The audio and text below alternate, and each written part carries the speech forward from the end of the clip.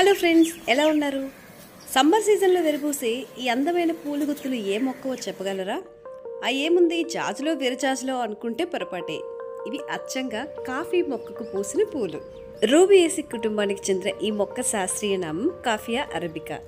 Vizag డిఎన్సిఎస్ biodiversity పార్క్లో విరబూసిన ఈ coffee పూల అందాలు చూసి తీరాల్సిందే. క్షారతత్వం కలిగిన నేలల్లో బాగా పండే ఈ కాఫీ మొక్కలు సమ్మర్ సీజన్ మొదలవగానే తెల్లని పూలతో అందంగా ముస్తాబు చేసుకుంటాయి.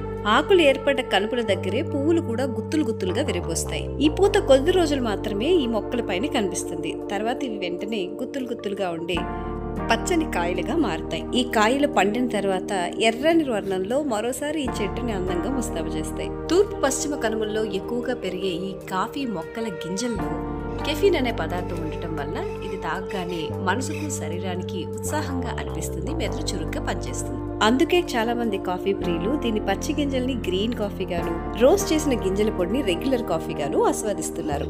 ఎనివే, కాఫీ సిప్ లోనే కాదు, ఈ పూల అందాన్ని చూడడంలో కూడా అంతే హ్యాపీనెస్ ఉందంటే ఒప్పుకుంటారు కదా.